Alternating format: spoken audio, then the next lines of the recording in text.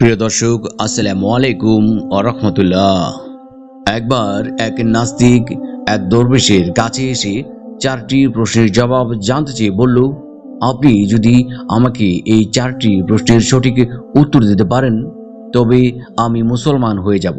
নাস্তিকের 4টি প্রশ্নের মধ্যে প্রথম প্রশ্ন হলো, বলা হয় যে আল্লাহ সকল কিছুর স্রষ্টা, যদি তাই হয় তবে আমরা তাকে দেখতে পাই না কেন? দ্বিতীয় প্রশ্ন হলো, না দেখেই আল্লাহকে বিশ্বাস করার কথা বলা হয় কেন? তৃতীয় প্রশ্ন হলো, ইবলিশ তথা জিন জাতি আগুনের তৈরি, সুতরাং ওরা জাহান্নামের আগুনে কিভাবে পড়বে, অর্থাৎ আগুন কি আগুন দিয়ে কিভাবে পোড়ানো যাবে? চতুর্থ প্রশ্ন, বলা হয় যে আল্লাহর ইচ্ছা ছাড়া কিছুই হয় না, তাই যদি হয় তবে মানুষ তার কৃতকর্মের জন্য শাস্তি পাবে কেন? দরবেশ প্রশ্নগুলো শুনে নাস্তিক লোকটিকে কৃত্রিম ক্রোধ দেখিয়ে পাশে পড়ে থাকা একটি মাটির ঢিলা হাতি নিয়ে ওই নাস্তিক লোকটিকে ছুঁড়ে মারলেন। এতে লোকটির মাথায় আঘাত লেগে ফেটে গেল। তখন দরবেশ বলল, এ হচ্ছে তোমার 4টি প্রশ্নের সঠিক জবাব। অতঃপর মাটির ঢিলার আঘাতে আহত নাস্তিক লোকটি আদালতে গিয়ে কাজীর দরবারে দরবেশের বিরুদ্ধে মামলা দায়ের করল।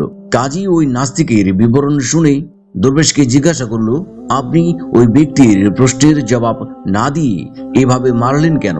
উত্তরে দরবেশ বললেন, এ হচ্ছে তার 4টি প্রশ্নের সঠিক জবাব। এ দ্বারা তাকে আহত করা আমার উদ্দেশ্য ছিল না। ঢিল ছুঁড়ে কিভাবে প্রশ্ন 4টির জবাব দেওয়া হলো, এই রহস্য উদ্ঘাটন করার অনুরোধ করা হলো। দরবেশ বললেন, লোকটির প্রথম প্রশ্ন ছিল, আল্লাহ সকল কিছুর স্রষ্টা, অথচ তাকে দেখা যায় না কেন? জবাব হলো, ঢিলের আঘাতে এই ব্যক্তি ব্যথা পাওয়ার কথা বলছে, এর অস্তিত্ব কোথায়? ব্যথার যদি অস্তিত্ব থেকেই থাকে তবে তা দেখা যায় না কেন? ব্যথা বিদ্যমান থাকা সত্ত্বেও যেমন তা চোখে দেখা যায় না, তেমনি আল্লাহ অস্তিত্বশীল হওয়া সত্ত্বেও তাকে চর্মচোখে দেখা যায় না। তার দ্বিতীয় প্রশ্ন ছিল, আল্লাহকে না দেখে বিশ্বাস করব কেন? চোখে না দেখে যদি ব্যথার কথা বিশ্বাস করা যায় তবে আল্লাহকে না দেখে বিশ্বাস করতে অসুবিধা কোথায়?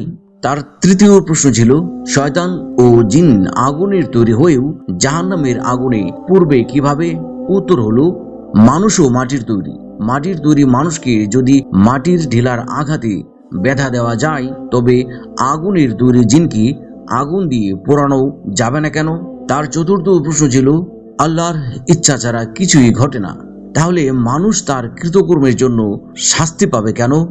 উত্তর হলো, আল্লাহর ইচ্ছায় যখন সবকিছু হয় তবে ঢিল ছোড়া, তার গায়ে আঘাত লাগা ও রক্তপাত সবই তো তার ইচ্ছাতেই হয়েছে।